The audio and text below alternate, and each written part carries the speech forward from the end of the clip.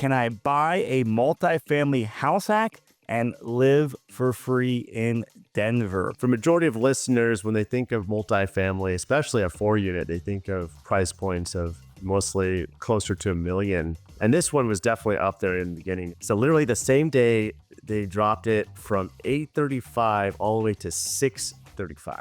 His all-in cash was under 40 grand to buy this 4-unit property, which is just stellar. Yeah, that's what the true power of house hacking is. Higher leverage, of course, lower down payments.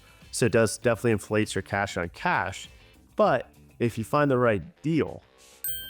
Hey, what's up, Denver? On today's episode, we're going to walk through a case study that answers the common question of, can I buy a multifamily house hack and live for free in Denver?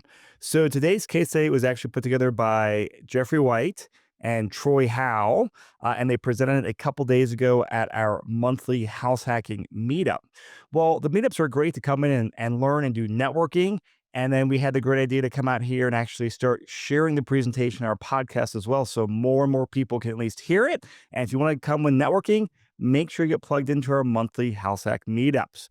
But without further ado, let me introduce Jeff White and Troy Howell. So I think you guys know Jeff. He is a local house hacker and an investor-friendly agent who achieved financial freedom about a year ago through house hacking. Jeff, great to have you back on the show. Thanks for having me. Super excited to be here and share this really cool case study that I think will resonate with a lot of our listeners. Yeah, the numbers are powerful. And of course, we got Troy Howell, who is our go-to lender at NOVA Home Loans, who does a lot of our house hacking loans and our investor loans here in Denver and actually over Colorado. Great to have you on the show, Troy. Good to be here. Thanks, Chris. Jeff. All right. So, Jeff, you are controlling the PowerPoint slide. You're the agent that found and ran this deal. So take away and set it up, buddy.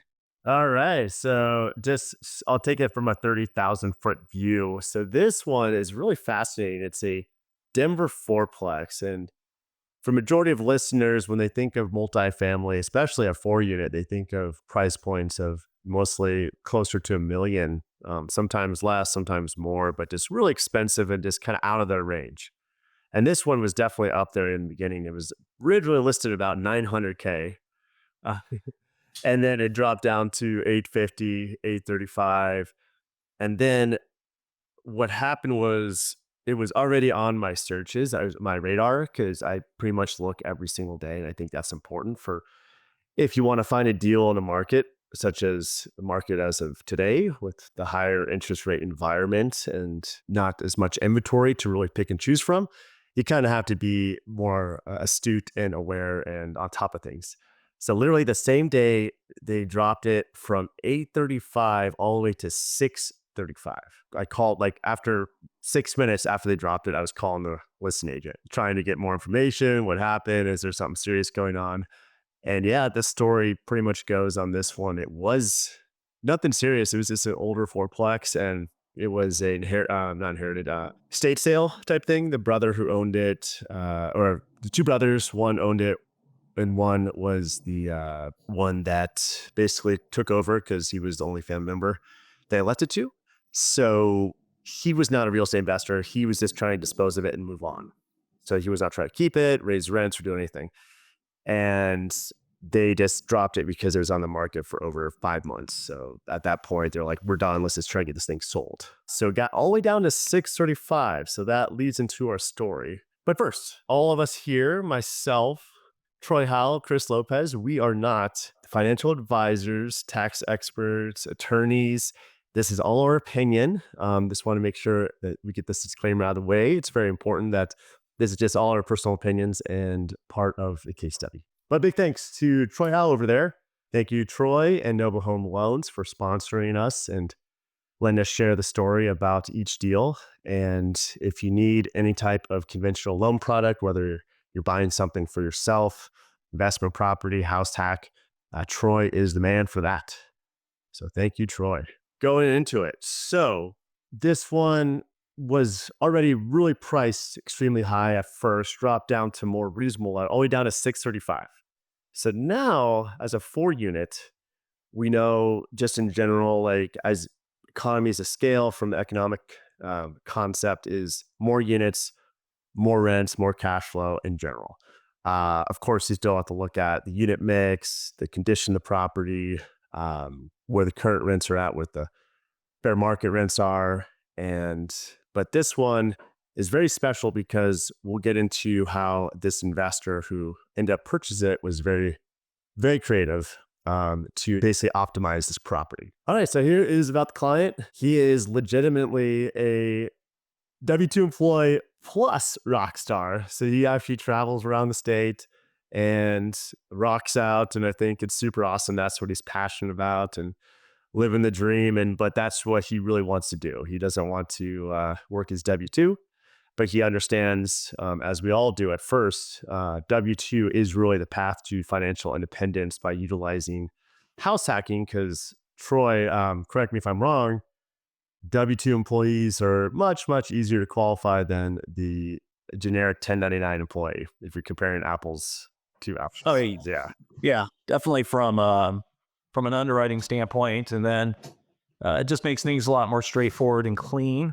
Not that being self-employed is an absolute, hey, you can't do anything. It's just a little more complicated, a lot more nuance to it, and a little more digging through the tax returns just to make sure how things check out. And some people are aggressive with their tax returns, and that can pinch you a little bit when it comes to the financing side. So yes, W-2s more prevalent and definitely a bit easier to qualify with. So helpful for this situation. Definitely. And this particular investor, it was his second house hack. He actually did a first house hack up in Berthoud, Colorado, northern Colorado, side-by-side duplex. And he wanted to get something where he could potentially live for free. And he understood it wouldn't necessarily be the perfect deal, but he was willing to be flexible and take the smallest unit or live with roommates. He was understand he's a single guy. He understood like, hey, I'll do what it takes to live for free or reduce my cost of living, even in the high interest rate environment. Oh yeah. So that lead into it. The goal was to live for free, but here's a challenge. As majority of the listeners have seen, and I've seen, it's very extremely difficult to cash flow in this market, especially when you look at stuff as a house hacker. You want to look at it while living there and post move out, and both sides of that equation, most of those deals are going to be negative, and that's okay if your goals are, if you're just trying to live in the best part of town and that's it. But this investor, he wanted to cash flow, so we had to make sure that part two of that equation was positive cash flow after moving out. And then another big thing, because of his W-2 and being a rock star, he was on the road a lot. He didn't really have time to deal with renovations. So he was not looking for a fixer-upper. He wanted something a little more move-in ready. He was okay with small cosmetic things, but nothing where he had to knock down walls, open up a kitchen, put in new counters, just like very simple cosmetic stuff. So here is the Fourplex. And what's very interesting about this one too, and Chris, let me know if you've ever seen this before, because I know you've seen a lot of these multifamilies. Have you ever seen a single family house attached to a 4-unit? Not like attached to a 4-unit. I've seen a couple over the years where, front of lot's a single family, and then sometime a couple decades ago, someone built a fourplex or a triplex on the back half of the lot, but never actually single family home attached to a fourplex.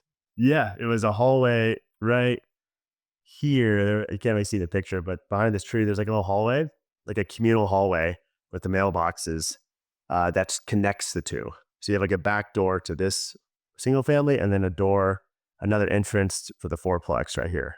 So it's like the back entrances, and there's like another entrance. Now, is this like a real hallway with, framed in and Yep. Oh yeah. bricked and everything? Yeah. Not just little okay. But these are two separate parcels, right? Yeah. So two separate legal descriptions. So the prior owner, the investor, he bought it actually with two loan products because Troy, you only lend to 1 to 4 unit properties, correct? Correct. Yeah. All your traditional loan products are going to be 1 to 4 units. Once you get into the 5-unit world, you're commercial. So this one, the guy was smart, Chris and Troy. He bought the front house with a conventional loan and then the back house, because it's 4-unit, with conventional loan. So 2 conventional loans. on it versus the commercial financing if it was a 5 unit. So it was two separate legal descriptions. They were selling the front house separately. It was a 3-bed, 2-bath to the fourplex. But obviously for my buyer, he was only interested in the fourplex and not trying to buy the single family. Would have been nice to have both, but that would have been tough to qualify for both. And as you can see, it's just a pretty standard brick. There's 3 1-bedroom units, and one unit was already vacant. And one of the door open right here was the vacant unit, about 650 square feet. It's a pretty small 600 square feet, not really that big a unit, but that's okay. And then there was one studio in the bottom, like right down here. And you can see from the pictures, pretty solid. The bathrooms had newer tile, nothing, no frills about it. Very like 1999 styles, like some updates, hardwood floors, ready condition. Didn't really need too much. Like maybe he's going to paint the cabinets, put new hardware in if he really wants to. But I told him like for rentability, this place and location wise too, it's right off South Park Hill, Colfax is right here, and this is Jasmine Street right there. So really intriguing location too, close to City Park, and interestingly enough, there was a Starbucks right behind here too, a bank, and then a little fitness place. So really upcoming spot, I would feel like of Colfax that had lots of potential. Just all the listeners know Colfax has some good spots too.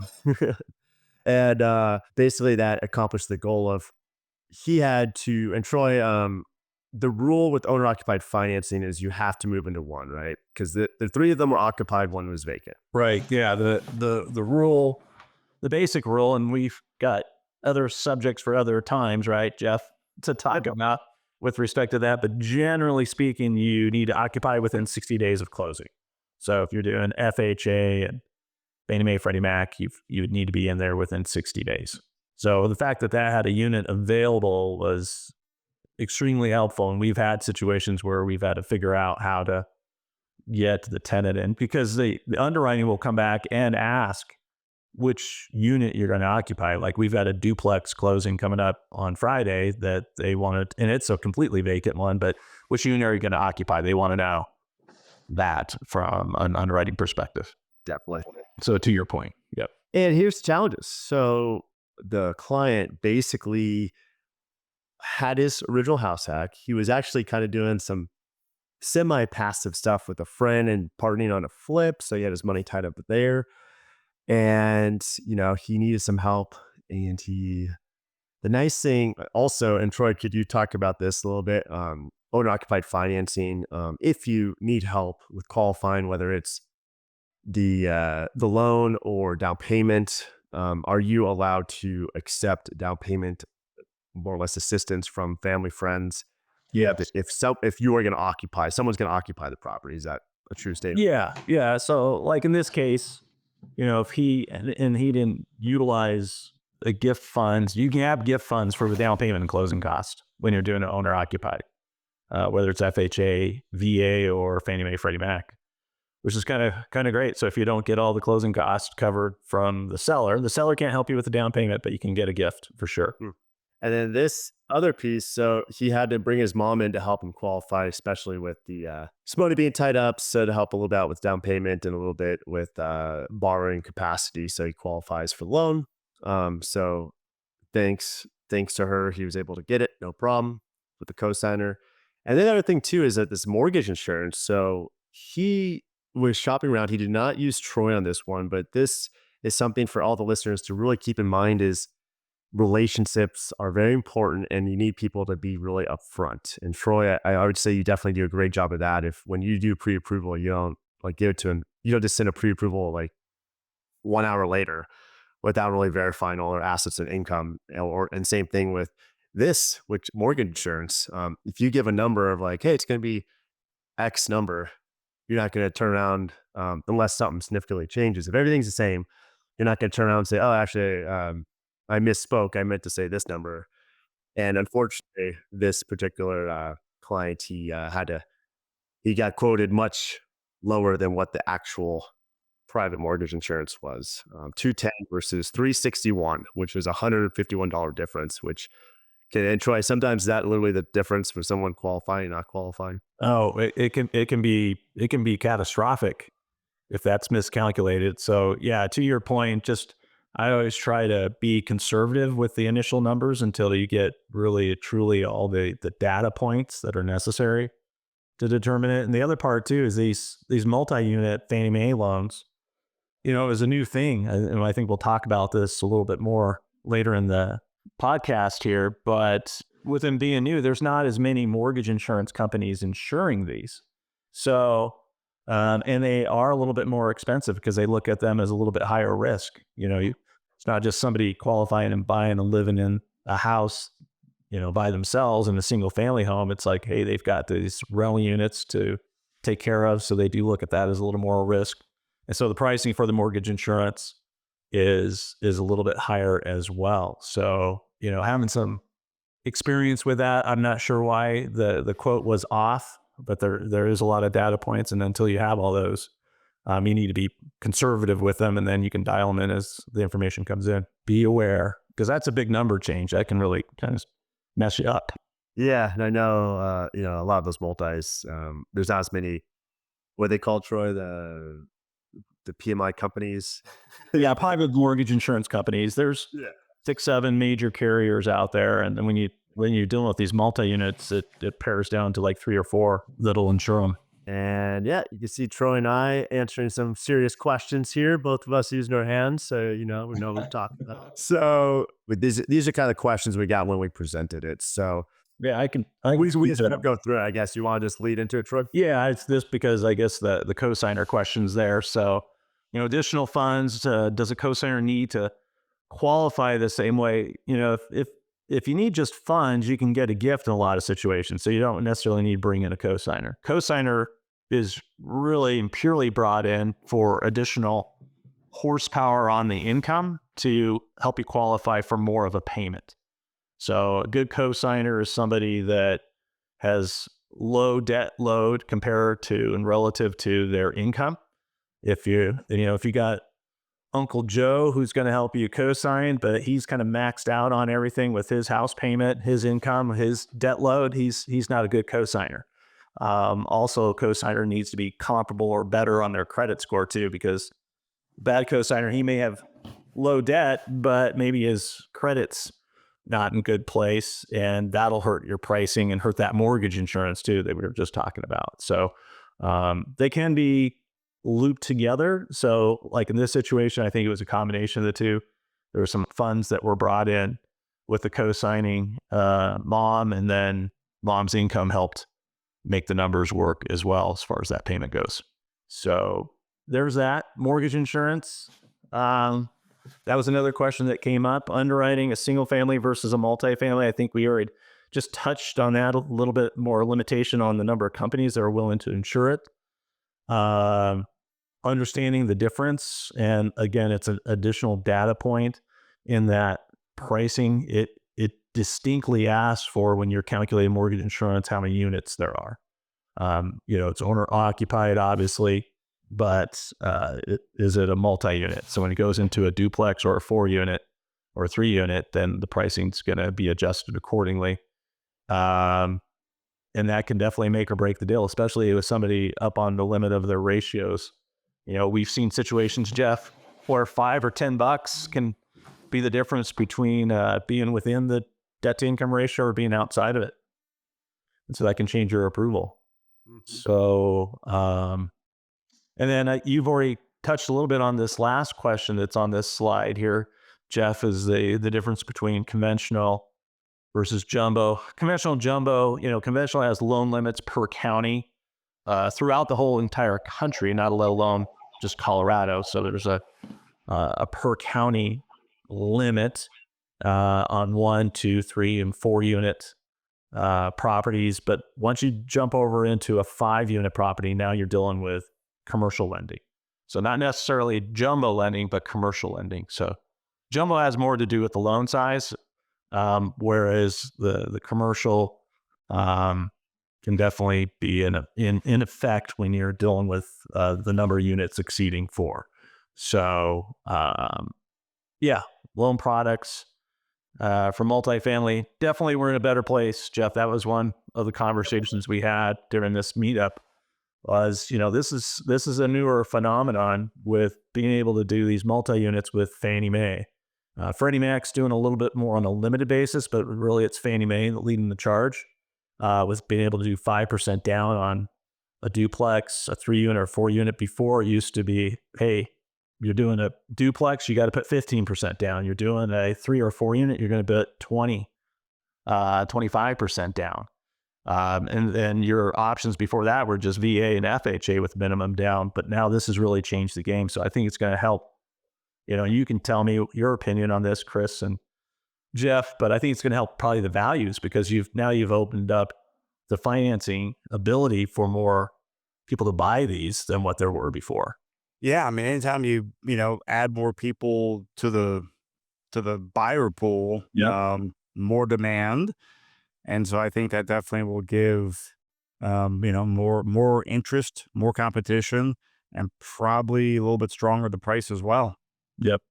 And the nice thing too, I mean, like a little tangent here, but for years, FHAs or VAs were the only way to buy properties, and the VAs, if you're a veteran, most people are not. FHAs, they had such strict safety and health standards on the appraisal that between that and their self-sufficiency test, man, between the conditions and the price to rent ratio of many multifamily properties, very few multifamily properties actually work for a low down payment with an FHA payment.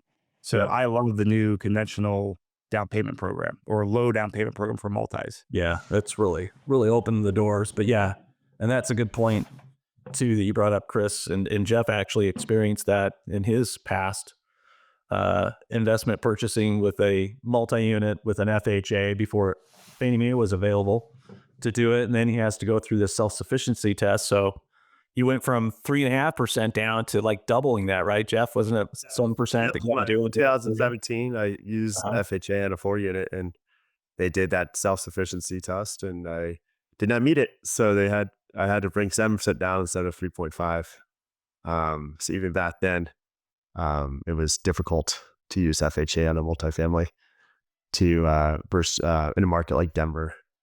And Troy, along those lines, and Chris, I definitely believe that 5% Fannie Mae conventional loan product is absolutely amazing because think about it. Who was the buyer for a lot of these small 2 to 4 unit multifamily properties before? Majority were just investors because that's the only one that, is going to put 25% down. So very few occupants live in these properties. But now Fannie Mae came up with something that it just boosts or unlocks the demand for these. Right. So I think anyone that owns 2 to 4 unit type properties, now you have a just much bigger buyer pool that you didn't have, before November 2023. So actually, in general, I think when you do open up, create these loan products, actually increases demand, and there's not a lot of supply of these. So I definitely think it definitely helped the value for a lot of these because your buyer pool is much bigger. Yeah. And also I think just a thought that's come up, the folks that we've worked with, Jeff, since this program's come around, I think have been doing really well with them. I think it's been really successful for them, not only with them not understanding what they're getting into, but with your post-closing support that you provide them. You're still in constant contact with them, answering questions and supporting them. But I think all of them have been really, I haven't heard anything to the contrary, but I think everybody's been really super pleased with how it's worked out for them. It's, it's not easy. It's not, send in your cash and, pick it up later on with a big, payout on it. It is an active process with managing because all these guys are self-managing, but I think they're doing great. Yeah, the hard part's the stabilization phase of the first 1 to 6 months, more or less. And if you overcome that and get good systems in place and patient and don't try to rush things, it's not that difficult. It is very much, you just have to be focused and disciplined. That's the difference. And where people messed up, I feel like, is they take shortcuts or they just place a tenant because it's their friend. It's easy to place like, oh, I know this. I grew up with my friend. And then what happens if your friend is stops paying your rent? That's an awkward conversation. So it is good to be like learn those skills now. And if you're living in the property, it's like, who's better going to take care of the property than the person like on site living there every single day than you? And I think it's a great learning skill set to learn. And then if and when you do switch to property management, you'll understand exactly what it takes. And I think it's good for a lot of newbie investors to get that experience. Yeah. But again, I can't emphasize enough just that the post-closing support and help you've provided these guys, I think, is invaluable. Thanks, sure. Yeah. It's a pleasure. Yeah, because I look at it this way too. I look at long-term relationship, and why would I want them to not be, extremely successful and then want to, do it again? Do it again. Exactly. That's the whole idea. Their goals faster than they expect, and they just need some confidence. And I'm here to support people as long as it takes to get them to that next level. All right, going into the loan. So Mr. Troy did not do this loan, but he knows all the facts about it. So, and the main reason, actually, going back to that PMI discussion, that's pretty much the main reason why he went with the other lender, was just because he came in so low on the PMI. And now we know that was kind of misleading, but I do believe this loan was, underwritten appropriately. And Troy, what did you think? I guess overall, Troy, I know you saw like the closing costs. Did it seem like, besides like, I know you saw the CD and all that, like what was the numbers that stood out to you when you got like the rate? Yeah, I think everything was really pretty reasonable. I didn't think anything was unusual at all. I thought, what I did appreciate about the lender and talking to our investor here about it was that, even though they kind of screwed up the mortgage insurance pricing to their credit, they applied some concessions to kind of help him buy down the interest rate a little bit more, which in the long run, in the big scheme of things, that mortgage insurance has potential of being removed.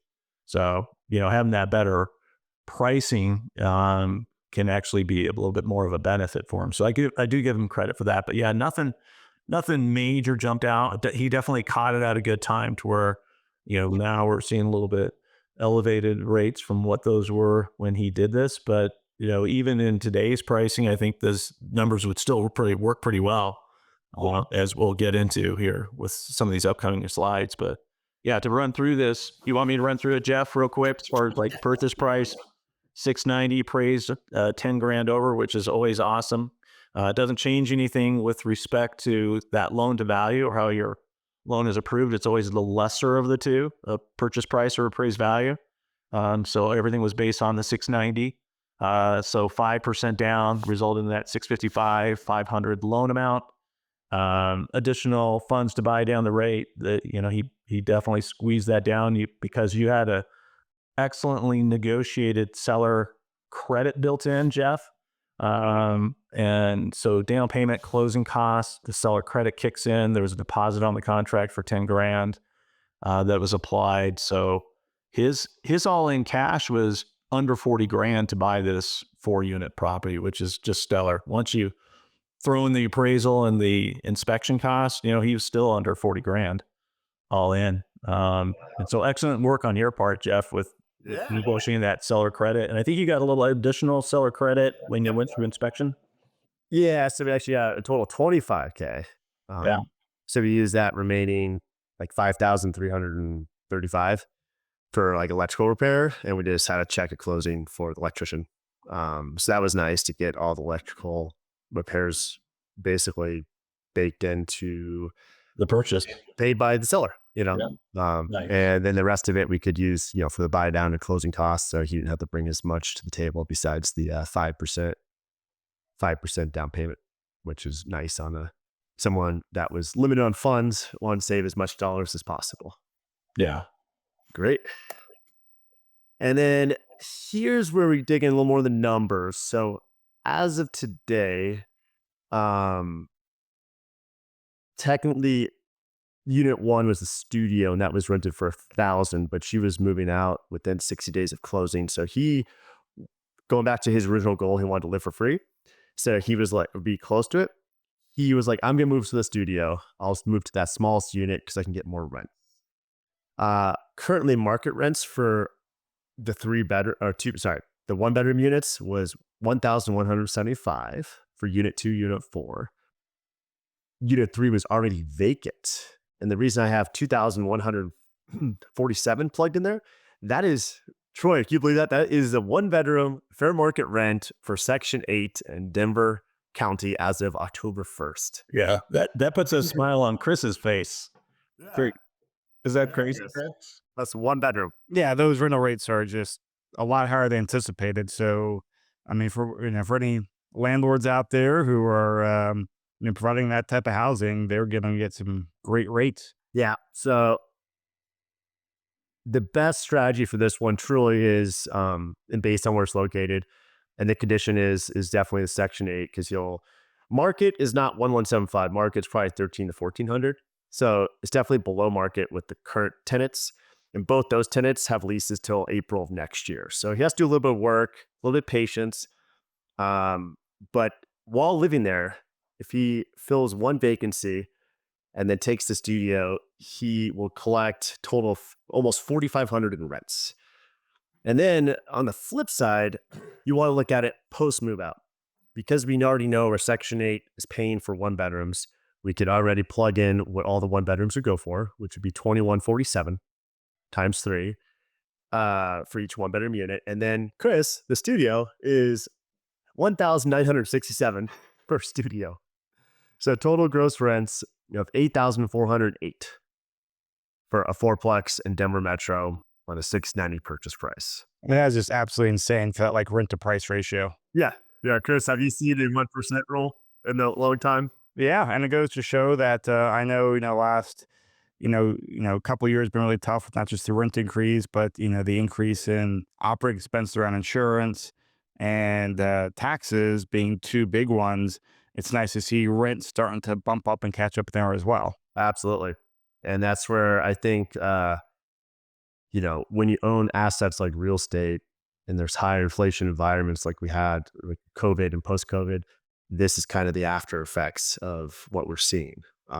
Do I see rents keep on skyrocketing next few years? Absolutely not. I think we'll see flat, but this will give you an idea of kind of how you can make a deal work in this market. Think a little more creatively, doing a little more work, but once you see the numbers, you'll see why it makes sense for this investor. So going to Troy's spreadsheet here, we're looking at it two ways: the while stabilized on the left and then post occupied on the right. And just using those rent numbers, we just talked about $4,500 while living there and then $8,400 after move out.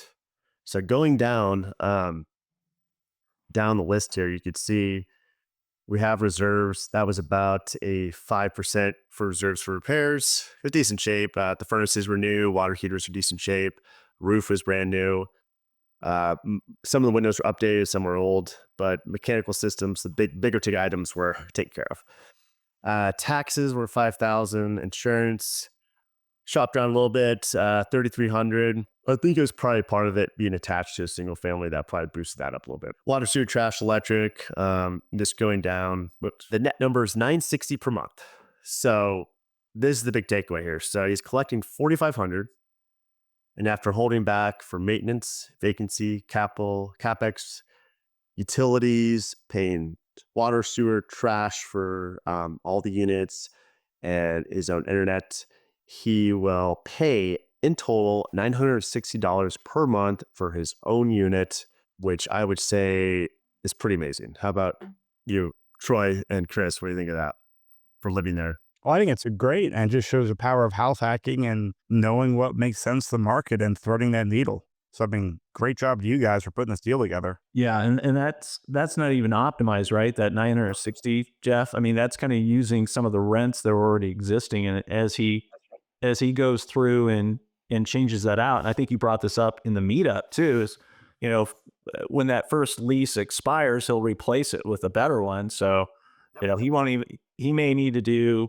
960 for 4 or 5, maybe 6 months. And then that'll start ratcheting down as he starts moving closer. And then at the end of the year, when he's ready to move out, he should be able to replace his departure unit with another nice rental income, and then be at that post occupancy column there, right? Where he'll be close to $3,000, even after calculating all of his expenses. That's huge, especially when you're talking sub 40K investment. Yep. Yeah, that's what the true power of house hacking is. Higher leverage, of course, lower down payments. So it does definitely inflates your cash on cash. But if you find the right deal, appreciation is a great thing. Of course, we all want, that's how you really build wealth over time. But cash flow is what sustains you, especially if you're buying multiple rental properties over a period of time. You want to find ways to get the cash flow, because that's what's going to cover when that roof needs to be replaced, when the water heater goes out, when the furnace goes out. You got to account for those things, and you don't want to come out of pocket. It's the cash flow is what covers. The tenants are pretty much paying for all that stuff, and you're holding back for reserves. And that's the beauty of cash flow. It covers that stuff, and then you're making a profit and you're optimizing it. And then you stack it up. Going to back what Chris said in the past, the house hack stacking. That's exactly what you do. And a lot of the W-2 employees, they're on fixed W-2 salaries. So I would almost say, averaging, getting close to 20, almost 3K in net cash flow is pretty amazing. That's also year two. We made the assumptions of the rents would stay exactly the same, not going up. And, it's still achieving way above average compared to most deals in this market, just by doing a couple more hours of paperwork and finding Section 8 tenants. That's really the difference. And what do you take this deal, Chris and Troy? Absolutely. Yeah, I mean, if I could legally myself house hack, I absolutely would. I just unfortunately not in the phase of life where I can go do it, but I love the deal and love the numbers. I think it's good to talk about it too here as we wrap up the presentation. You guys did a great job bringing up numbers on here.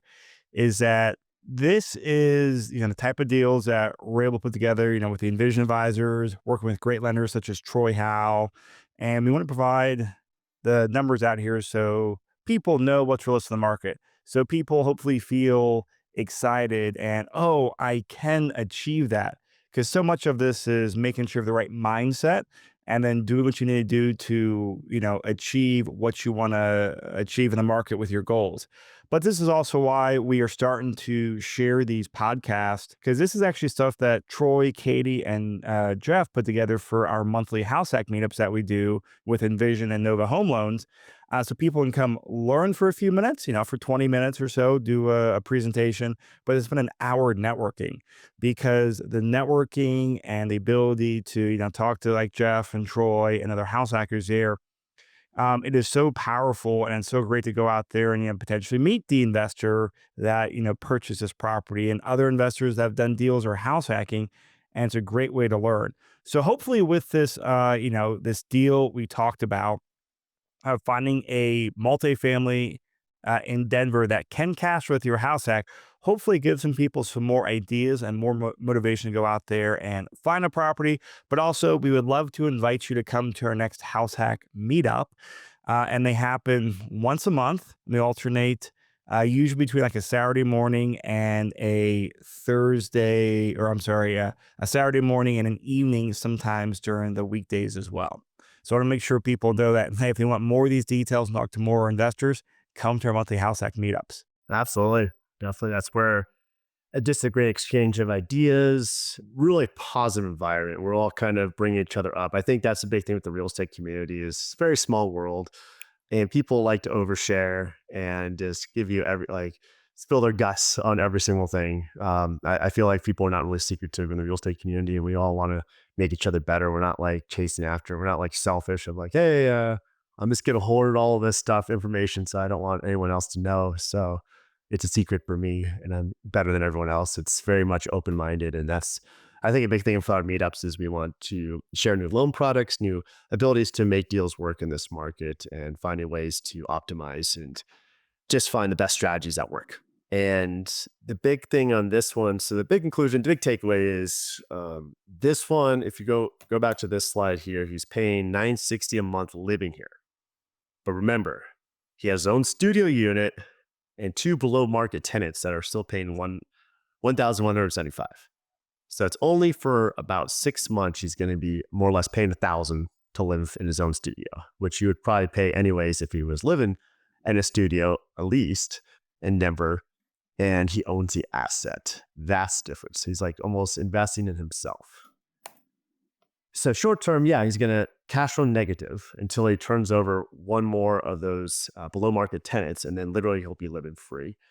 And then after that few months or 6 months, until those leases come up in April 30th, that's where he could really get this thing just being a cash flow monster type deal by switching him over to Section 8 for this particular property. And then not only cash flowing, but living for free on top of that. And that's where he can really save up for the next one. So here are some of the questions that we got from the meetup as well. What are the advantages, disadvantages of a property with tenants already in place, or more or less called inherited tenants?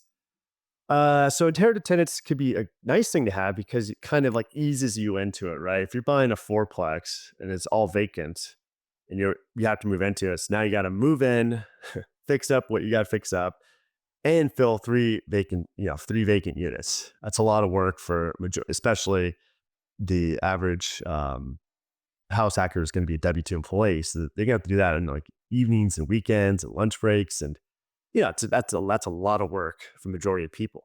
So inherited tenants are nice because it gives you like basically cash coming in or rents coming in from day one. So you already get comfortable with tenants, even though they weren't tenants that you brought in. And then disadvantages of inherited tenants is someone else lead into that. Someone else brought them in. We don't know what screening process they did. If they did a screening process, you don't know if those tenants are always late or they do partial payments or pay by money order or cash. Some people do weird things with tenants that have been there for many years. And then what you do see sometimes the inherited tenants is landlords renew the leases right before they list it. And I feel like that's a big disservice to future buyers, but that's just my opinion. So sometimes you see leases that go to next year because they just renewed it for a year. Because of course the tenant wants to stay at a below market rate. Like, why wouldn't they? And it's easy for that investor to keep them because maybe they bought it 10 years ago for 50% price that is today. So they don't need the cash flow as much as you would. So inherited tenants could also be way below market too. And you have to sometimes deal with below market tenants. Expectations. They didn't have, they dealt with the property manager. Now you're on-site property manager. They sometimes pay late every time. You never got charged a late fee. You almost have to reset expectations sometimes with them. And sometimes it works and sometimes it doesn't. So inherited tenants can be good and bad. Just depends on the ones you get. And then Section 8 tenants, are they worth the extra paperwork? That was another big question. And the answer to that one is, yeah, it's like spending 2 hours more of paperwork and in Section 8 inspection. And they're just like normal tenants. The only difference is they're lower fixed income. And what does that mean? That just means they having the government assistance to cover 70 to 100% of the rent, and they pay 0 to 30%. And you can screen them just like anybody else, like a regular tenant. And then they just don't pay the full amount. But you saw those numbers, Chris and Troy. You're getting $2,147 for a 1-bedroom voucher holder tenant over there. And I feel like that's what some of those Class A apartment buildings in Rhino and the Highlands get for 1 bedrooms. So you're pretty much getting almost Class A type rents for a couple hours of work. And I think that's absolutely worth it for the right property. Yeah. And one other little thing that you've brought up in the past too, Jeff, that is huge with the Section 8 upside to be considered and thought about is if that tenant were to lose their job, don't they come in and cover it all, even if they were covering 30% of it? Correct. So yeah, that's another recession proof. So Little insurance policy there. yeah, if they're paying, let's say using that $2,147, if they're paying 10% for simple math. So if they're paying, $200 something a month, they lose their job the next day. that housing authority covers 100% of the whole thing, the 2147 total, and until that tenant gets another job. So that's also nice in your back of your mind, knowing like, hey, yeah, if they lose a job for whatever reason, I know I'll still collect 100%. Yep. And you don't get that with the market tenant, unfortunately. You have to deal with payment plans and working with them. And that's another pro of investing in the Section 8 type of housing, and finding the right tenants for that. Yeah. And then if you need help with strategy, if you need help with finding the right type of properties to look for, if you need help with optimizing your current portfolio, we love to chat with you. And yeah, scan this QR code right here. And, we have great software with Property Development. If you have a bunch of properties right now and you want to see, do I need to re-optimize 1031? How could I, access this equity? If you're looking just to purchase a house hack, investment property, this is what we're here for. And we love doing this every day, looking at deals, analyzing deals, and finding the right fit for you and your goals. Great. And of course, if you guys want to come out and join us for the next House Hack meetup, please do so. There's QR code on the screen, or reach out to me, Jeff, or Troy. We'll get you the details on there. Next one is Tuesday, November 26th at 6 p.m. Now, again, we'll be continuing one every single month, so make sure you're on our email list. But Jeff and Troy, first off, a great deal for Helping Us Investor, and I really appreciate you guys putting together the slide deck for this and coming out to come present it. So thank you so much. We'll see everyone at the House Hack meetup. Bye, everyone. See ya. See ya.